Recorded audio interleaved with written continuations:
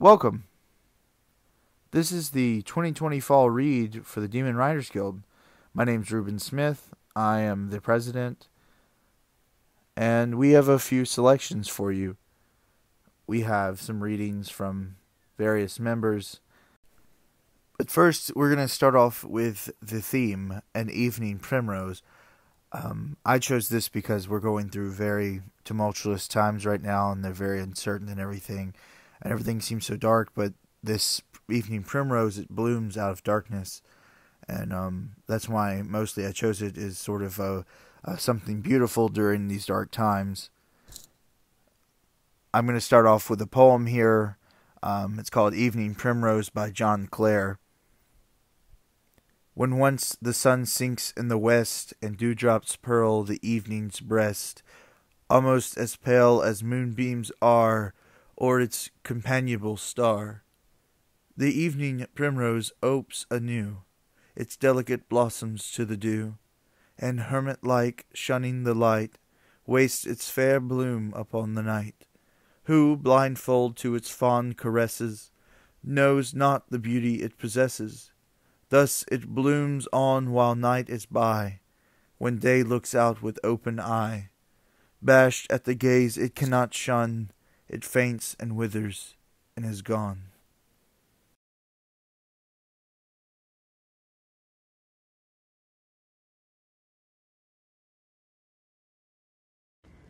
Rot by Carly Chandler. As soon as the performer's heels hit the center of the stage, the crowd erupts in joyous laughter, heads thrown back as they clap for the introductions to the performance. There was little surprise within the audience as the actor carried out their movements, considering this form of dance had been all the rage this year. There was an unspoken rule that the events were not to be recorded. Rather, they were to be enjoyed in a live setting, for the exclusivity just made them that much more enjoyable. This particular theater was designed to house as many people as possible in a limited amount of space. Elbows rub and shoulders brush as the performer begins their dance on stage. There are only 50 people in attendance tonight, but their performance was sold out for months prior. Anyone who is anyone had been to at least one of the plays, and the critics' reviews pointed to a long, healthy relationship between the stage and this new, innovative form of movement. Every single member of the audience had seen silly old puppet shows before tonight, but the main star of the show was something new. Of course, they were unrecognizable, considering the vast amounts of makeup caked on their cheeks, the heavy red lines around their lips forcing a clownish smile. The members of the audience laugh still when they hear the crack of the performer's knee, and they nearly keel over with merriment when the performer's leg bends at such an awkward angle, forcing the string dancer to lurch forward on themselves. The strings around their arms and shoulders keep them from face-planting into the stained wooden floors, but it didn't stop the skin from splitting where the bone forced its way free. From the knee below, the leg dangled comically, barely held by the metaphorical thread of skin and tendon and muscle. Blood leaks out of the wound, slow and thick, dripping over the stains on the wooden floor. The actor isn't dead enough for the blood to have clotted yet. There's a faux spine made of plywood on their back that the audience can't see.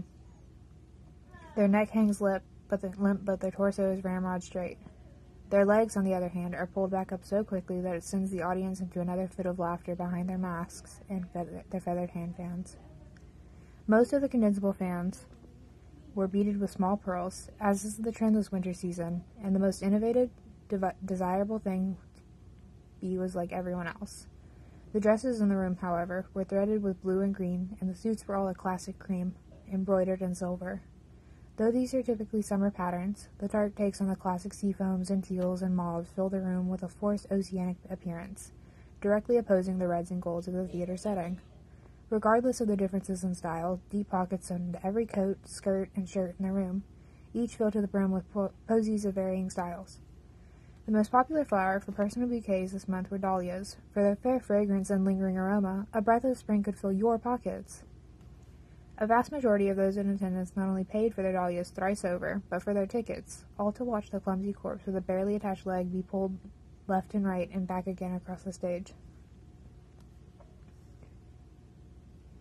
That morning, the actors' lips had been sewn shut, along with coins behind their eyes, so they wouldn't be able to utter a word on stage or lose their way after the show. Just after their organs were removed, to ensure an easy, weightless effect, The makeup artist insisted that the mortuary team not remove the blood, as it would take that much more youthful liveliness from the performance. Regardless, after the powders had been applied and the performer attached to the strings and the harness on stage, the blood drained to their feet, swelling and pulling the life from their face. To counteract the rigid, involuntary tightening of the body induced by the wintry chill that had since been rectified in the theater, a stagehand was asked to come remove the knots from their hands, their joints, to give them a lifelike means of swinging around with every thrust of the marionettist's wrist.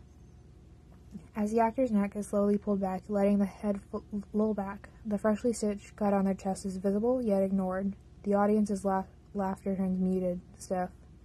The actor's arms raise, and for a moment their legs do too, and the corpse is strung to the heavens, floating half a foot above the stained floorboards.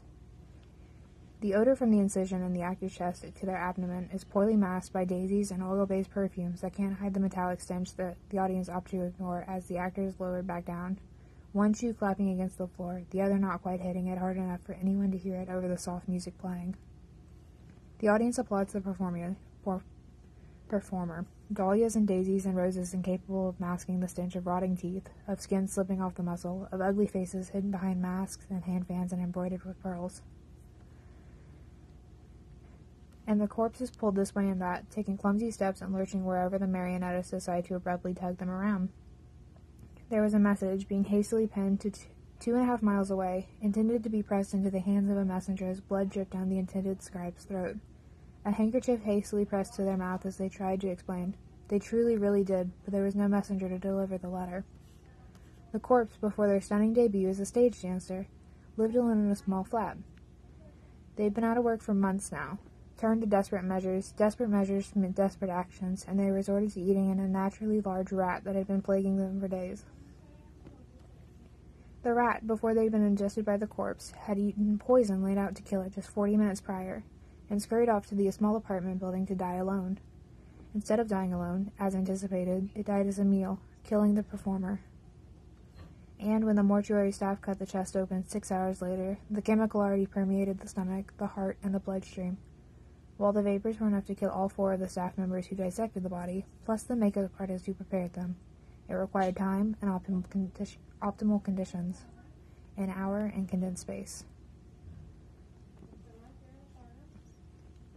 As the corpse, clumsily stitched back together, was strewn around the stage, permeating the room with an odorless, sickening death, the characters in the seats played their parts, laughing in spite of their headaches, in spite of the chest pain.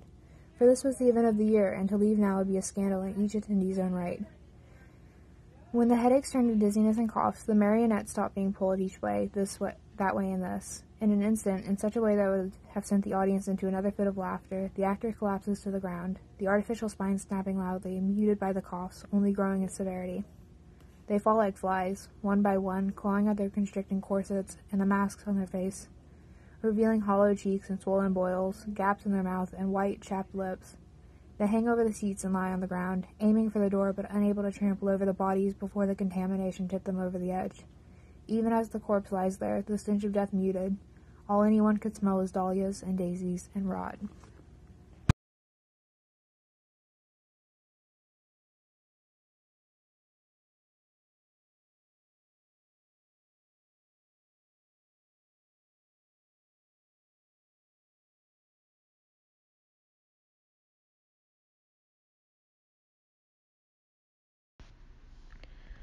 The whole human experience can be summed up in these 2 conflicting realities. The very thing that makes us human. We care so much about everything. We find value in everything. Yet, the universe doesn't care about anything. Everything just ends. It isn't pretty or beautiful. Things just end. And they can be absolutely tragic to us, but to the world it doesn't matter. Humans are cursed to hold on as tightly as we can to all the beautiful things we find in life, while understanding that everything is going to be taken from us at some point, and we still hold on.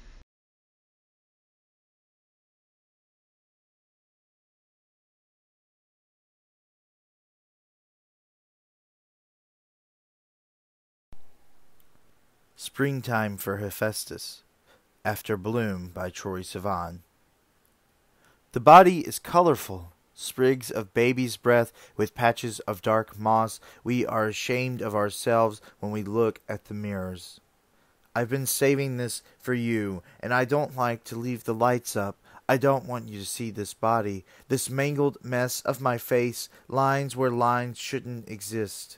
Just reach inside with your tulip, your brilliant spirit flowering up.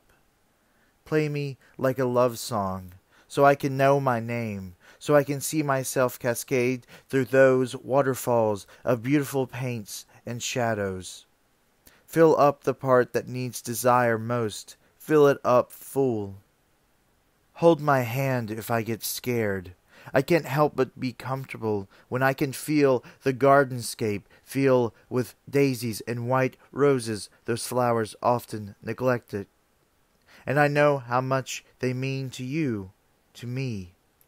I bloom just for you. That's it. That's the place where my flowers can finally be seen. All rainbows finally coming down in glorious revelation. I just want you to know my name for my own sake. The sun is sinking. I can't really recall what this shadow meant here among smoke, what bodies shoved into a form looks like from an aerial view. What was this fighting for anyway? What felt like centuries became blurred faces descending down a hill. I stand here among shadow people and absorb. If you were to scream here, it would be muffled by the silence. Are we mourning the loss of our leader today, or the loss of our identities and independence? A flag can wave among marble steps, but this is greater than myself. This is that cracked bottle hitting the pavement, and flames surround the village, and we are center. The gravitational circle engulfing us as we move in huddled masses, aching and crying, broken and neglected. God damn it all to hell. Damn it all to hell. I don't recall a photographer and a camera and a shadow in the same moment. I recall this feeling of togetherness for something greater than ourselves, stumbling on that sidewalk and traffic erupting and the blazing of little fires everywhere among this concrete slab and smoke rising in our faces to cause us to be just there, stuck and waiting. My sister wrote me one time about some mountain range near Tennessee, how thousands of hikers begin their trail there and end in some other state about a month or so later. I remember being there one time, watching this guy in his mid-20s, a backpack full of granola bars and homemade trail mix and water filters, grabbed his cane and began his trek in the midday sun. I'm still awaiting the day I can go on that hike, act like I don't have deadlines and stories and films and things to do, and just go, and be, and there, and here we are, now, discussing the lupus, discussing the trails, discussing the solutions to our problems as if they were some form of dead grass in a lush forest, something so out of place we wouldn't know what we were looking at to begin with. I remember that one time you came with me to the library. You actually checked out a book. I understood then that we would be misunderstood almost all the time. It's never too late to go home. At least my mother tells me that. She used to imagine grand schemes I had prepared for myself, but sadly I was crossed with the indulgence of childhood naivete. I remember that summer I broke my arm, having to have the cast on for 6 weeks, hoping that they would fly by like every other time does. But it was long, and I remember she got upset with me about a lot of things. It could have been the weight of her engagement. That moment my stepfather told us that he had planned to marry my mother since seeing her in the grocery store. Climb these stories and tell me which one holds the darkest room. Remember when my sister explained that stupidity is the sourness of life? I wonder if her own kids will make the same mistakes we all made, if they'll live better lives than we did, if there won't be any broken arms in that summer, no climbing these tall tales and finding the truth. Everything is deception, I could tell them now, just in case I can prepare them for what's to come. Sometimes I try to revert to my younger self, trying to recall what it was that made me so happy then. Was it the slowness of time and how everything seemed so endless, like a railroad track that stretches on beyond the eye's capability? My mother is older now, and it hurts me. My sister is slowly existing more, and it hurts me. I cannot stop the onslaught of time's large foot, or the remembrance of crowds eating you whole, mountain trails we only dream of taking, or the childhood disillusionment that blocked the pain. We hurt because we can't help but sit there and watch these things happen. We morph into voyeurs of pain and hope that tomorrow we'll grow out of our prams and walk on our own, no help from time. The sun is sinking, friend. Fear its mouth, fear its largeness, fear its shadow that engulfs you like a child in front of an elephant.